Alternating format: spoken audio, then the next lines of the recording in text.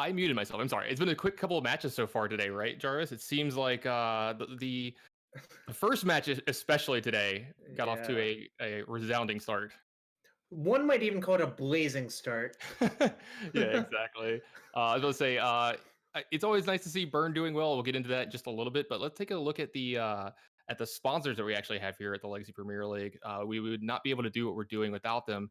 And we want to make sure that we do mention them. First and foremost, thanks to Card Hoarder. They help out a lot. You can go there and get a lot of your deck needs. If you need to borrow anything from Magic Online, definitely one of the better programs to use there. Definitely you need to make a shout out to Wizard of the Coast for making these, Magic Online available and stuff to us and making use of that. And last but not least, Scott Monroe. Thanks a lot. If you need to follow him, he's on Twitter at GoodBrotherMTG. Very big fan of Legacy, so we're a big fan of yours, and thanks for helping us out a ton on the show tonight. But let's take a look at the bracket, because like you said, we've already had 2 matches we put into the books tonight. I didn't think we'd be getting done this fast, but as you can see, Eric Landon and Javier Dominguez, they made quick work of their opponents here in the first round.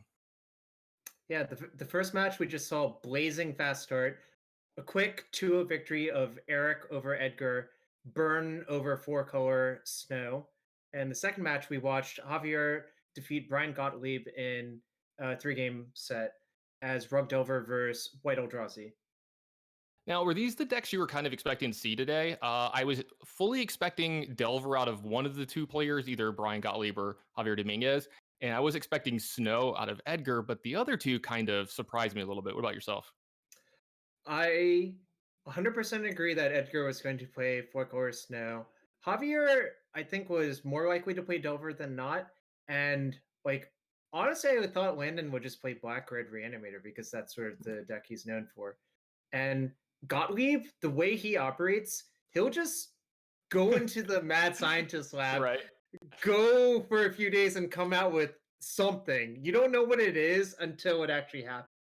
Yeah, Gottlieb's range is probably infinite, as we like to talk about with players, like what range they have. Like, if you play against someone like me in Legacy or like Edgar, you're pretty sure you know what you're playing against before, the decks even get presented. But with Gottlieb, it could literally be anything. But let's talk about the decks that we're going to be seeing in this round as we're in the winner's bracket. We're going to be seeing Eric Landon versus Javier Dominguez. It looks like the first one we're going to take a look at is Eric Landon's burn list, the one that kind of surprised us a little bit today. Yeah, I'm already having sort of traumatic flashbacks. Of what, having to play against Burn like in 2012, 2013? No, and literally the GP top 8 where I got lit up by basically this exact list. So I actually believe that this deck is favored versus Rug Delver because of the 4 paragraphs. See, it's funny. I heard you say that, signing off the last match, you thought that Burn was a little bit of a favorite, when I actually think that Burn almost never beats competent Delver players. I actually think Delver is a pretty big favorite in the matchup, or more so than people think they are. I do agree that the Exquisite Firecrafts go quite far, but if you know that they're there, which it's kind of common knowledge the Exquisite Firecrafts are there nowadays, you kind of just like spew off your counter spells a little more aggressively than you were in the past, and it works out. Though I do think the matchup is relatively close. I do still think the Delver players are a little bit ahead. Right. Well, but I mean, I'm a Delver player, so obviously I'm gonna side with that side. Yeah, I think specifically maybe for Javier's version, this might be a little bit harder. Right. Stifle is not the card you want to draw in this match. Although one thing you can do with Stifle is you can stifle you can cast Rift Bolt trigger, which basically turns into a counter spell for Rift Bolt. But that's like really narrow, and don't think it has great uses except for pitching to Force of Will. Right. Those are the only 2 uses that you're going to see in this matchup. Things to look out for in this matchup that are big, though. There is an Oko, Thief of Crowns, in this list, which is kind of becoming stock, but this can be really big in this matchup, right? Yeah, I think that's an important card, and the card that's historically been important is just Tarmogoyf. Just kill them. Yeah. And so that was the big thing for me, is people were nowadays were like talking about, oh, Burn should make a resurgence because it's good against the Delver decks. I'm like, they're all playing Tarmogoyf now when they weren't, a year ago. And Tarmogoyf is a nightmare for the Burn player because they generally can't kill it, and it's going to kill them in about 3 swings.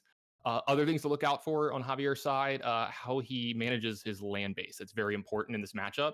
Javier doesn't want to have too many lands in play at once, so you might see him playing something like Wasteland untapped for a while to where he can have the opportunity to Wasteland himself, or just use days just to get a land out of play late in the game, just to make sure that he doesn't get Right. price of progress so much. Yeah, and I think the other key thing from this matchup from the burn player side is to try to render all of those soft counters worthless. Right. Every spell you don't run into a daze or a spell pierce is a win for you, essentially. Yeah, it's really important. I find that the matchup it has to do with the pacing on the burn player side, and if they can play a slower game, like if they're not being pressured a ton, then they're at a definite advantage. But it sounds like the players are actually ready, Jarvis. Yeah, let's take a look. Yeah, it looks like Javier is going to be on the play. That's actually very big and very important in this matchup. All right, let's look at their opening hands. Uh, yeah, I don't know. What are you thinking for the openers? Well, I really like the burn side opener. We've got a one lander and 6 spells that can be cast off this one Mhm. mountain. And while it does make you soft to days, I don't think you really care since this is going to be pretty aggressive. It looks like there's going to be a keep on both sides here. Javier's hand, I I do worry about the fact that it looked like it didn't have a threat in it, Right. and you need to be threatening the burn player as soon as possible, like we talked about early in the matchup analysis. Though all these cards are pretty important in the matchup. Like obviously Brainstorm's great. Force of Negation Mhm. can trade for a spell without dealing you a damage like Force of Will does. And then Daze is huge in this matchup as well. So Do you also daze this Goblin Guide? uh here's the thing. I think Javier's not going to do this because he has Brainstorm and he's able to kind of, draw out of this for Right, free right. and find a red source. But I will say this because finding a red source is going to let him bolt. I do think that players in general from the Delver side do not interact with the turn one Goblin Guide enough. I am willing to Force of Will one in this matchup because it represents 4 to 6 damage sometimes, and that's how you lose the game in this matchup. Yeah, I think the deciding factor for me, you have a lightning bolt lined up, Hmm. so you might be able to manage it. And like putting yourself back on land when you have to like cantrip to find your threats is not ideal. Yeah, and I think that's where like why you're seeing Javier make this kind of decision here. I was going to say we're going to see if Javier wants to actually Force of Will this Monastery Swift Spear, and with his hand not having a threat in it, I think this is something that you're definitely going to have to heavily consider. It looks like he's going to pitch his days here. He definitely wants to keep his cantrips around to find a threat as soon as possible. And I like waiting Mhm. as long as possible to bolt this Goblin Guy and you get the free trigger here. Yep, you get a mini scry, or Right. you can just brainstorm, Right. which we see again. Yeah, get rid of some of these lands that aren't super great. You can redraw them here if you want to. Although I do think he's going to want to try to clear the top of his deck here. This is another spot where you see where the burn player does get a little advantage against the Delver player in the fact that Mhm. Rin 6 just isn't a good card in this matchup, and Nope. that's incorporating 2 to 3 slots in your deck as like threats. And when you've made their threats actually be not good in the matchups, then Javier's trying to have to dig for something like that. I was gonna say That's the perfect card, right? yeah. I was just about to say he really needs to find a Turbogoyf as soon as possible Oh because yeah, yeah, yeah. yeah, this is very important and one of the better draws for Javier here. And I'm wonder if he's gonna play a land here this turn. If he does, it's probably gonna be Flooded Strand because you can at least search Yeah. and fail to find to take one less. But a 4/5 Goyf here is huge. All right. So, um, well, look at what we just saw. He played only one spell to play Mhm. around Spell Pierce. That's great. I think that's actually exactly what you want to do. Yeah, and I have heard of the prowess of Eric Landon and how good he is with Black Red Reanimator. I assume that he's just as good with Burn. That he's at least versed in the way the matchups go. And so maybe I need to reassess my Javier as advantaged as the Delver player because Right.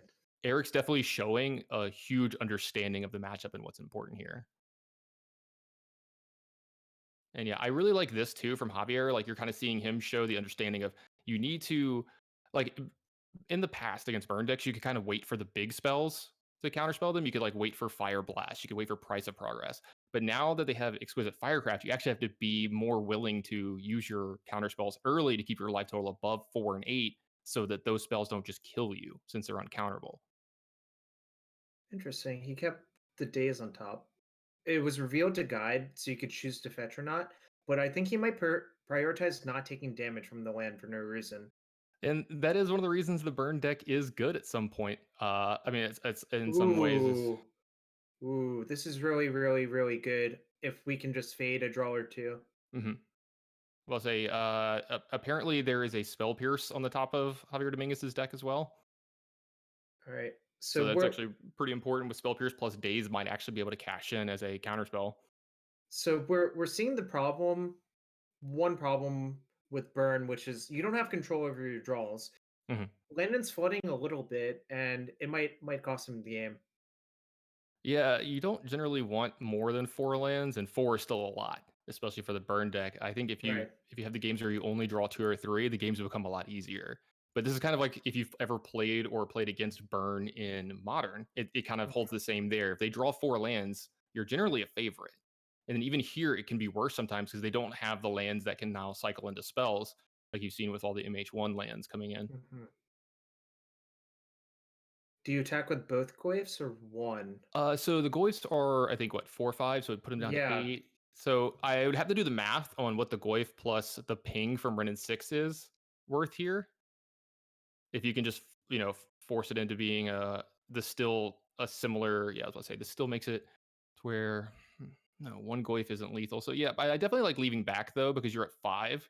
And I think trading 4 for 2 here was not actually good because then you could die to particular top decks from the burn deck. You could die to Exquisite Firecraft.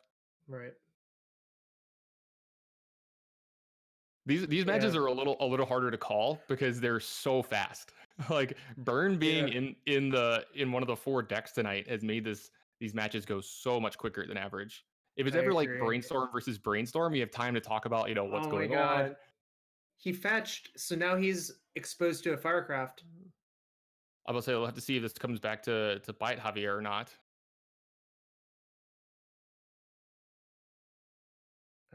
The old fake them out. Whenever my Yeah. opponent does that, I just know they don't have. Well, I was gonna say this actually makes it good here. We saw Javier playing very aggressively here, which I kind of like because if he finds Bolt, it's actually just lethal here. So Yeah, it's a better way to play around Exquisite Firecraft is kill your opponent this turn before they can cast it, I Jarvis. agree. Eh, yep. In the words of Day 9, just go F and kill them, right? I've actually never heard that before, and I'm a Day 9 fan, but I like that. I'm gonna have to write that one down. No, he's like, if you don't know what to do, if the game's uncertain in StarCraft, just go kill them. Okay, that makes sense. I was gonna say I didn't know it was reference to a StarCraft thing. All right. Yeah, yeah, it All was. right. I don't have a ton of experience on the burn side of this matchup. I definitely have a lot of experience on the Delver side. How do you think they should be sideboarding as the burn player? Honestly, like, I think that deck is sort of pre-boarded. Right. I mean, do you want any of the searing effects? I mean, they don't really hit too much out I of the Delver deck, but it does kill Delver, which is one of your problematic cards. one thing to notice, he doesn't have Searing Blaze, only Searing Blood, so Right. it's actually a little bit worse than normal. At least Searing Blaze, you can guarantee the damage no matter what, whereas Searing Blood has to kill with a creature. Resolve. Right. Yeah. Yeah. Oh, I was gonna say that's actually. Oh, it has to actually kill the creature to deal 3, not just resolve. Yep, Oh wow. yep. Okay. I was gonna say it's been a while. I haven't seen Searing Blood get cast in quite a while. I will say I remember playing it in standard a lot, but yeah, and you're seeing Javier trying to figure out what to do over here because he's like, you can see him the thought process. Like Stifle's not good, Wasteland's not good, Ren and 6 isn't great, but This what do I bring is in? You know, interesting. He's considering the Winter Orb. I would not have thought about that. yeah, I wonder if he's considering Winter Orb just because it's better than the other bad cards in his deck. Because his deck is Yeah, actually not suited super great for this matchup. But why should it be? Like, let's be honest, Burn is not a huge player in Legacy and hasn't been for a while. Though I do believe that it's starting to come back just a little bit yeah. recently. Look at this. He might cite in a Submerge as a blue card. Yeah, I was gonna say you got to keep that blue count high because I mean Uh, you have to be able to remove yeah. a card to one of your force effects. I do like that he's probably cutting the run in sixes. I do not believe they have text in this matchup, really. Yeah, they're really really bad actually.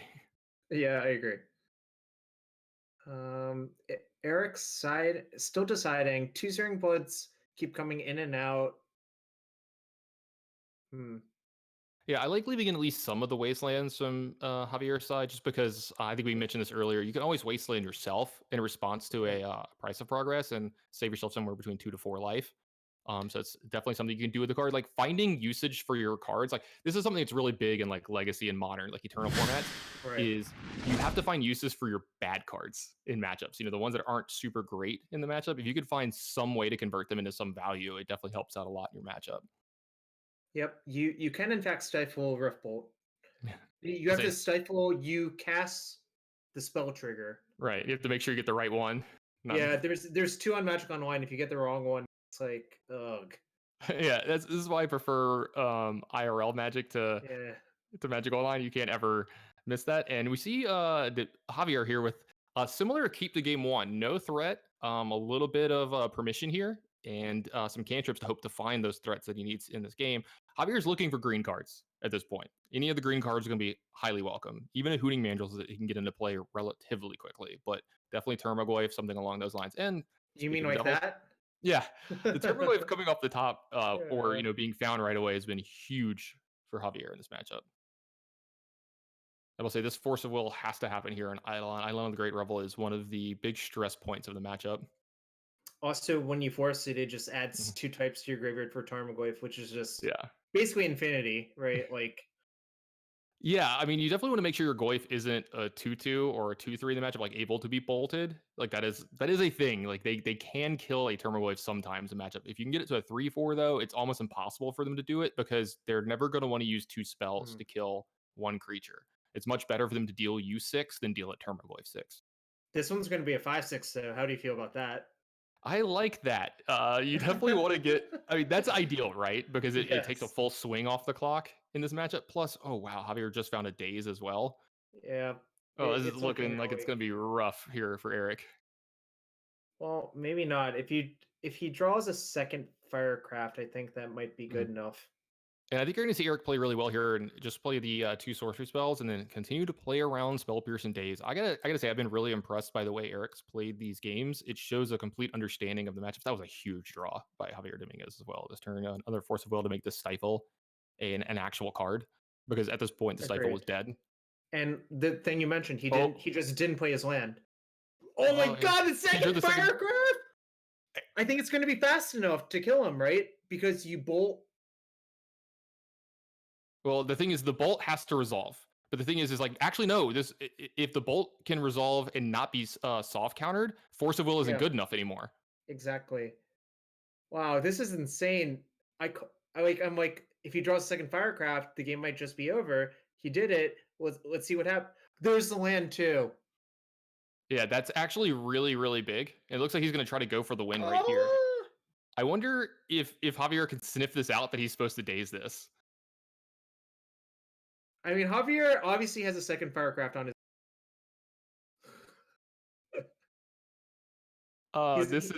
He's going in the tick.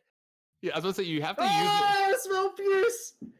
That's pretty huge from Javier. I feel like a lot of players would just take this here, and it's actually just incorrect. You should 100% use one of your spells in here just to give yourself the extra time to draw.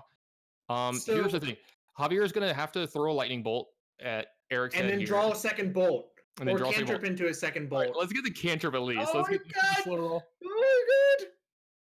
Oh, you drew a bolt! What? Is this real? What? Oh my god, it's lightning bolt! Oh my god! Dude, that's flashbacks to Pro Tour Honolulu. You know the one, right? Yeah, exactly. Craig Jones versus Olivier Ruel, right? Yeah. Was, oh my god, lightning! It's lightning hits! I gotta say, so the matches tonight have been unbelievably fast, but they have also been pretty damn good. And that was one of the best matches I've seen in a while. That was a sweet one.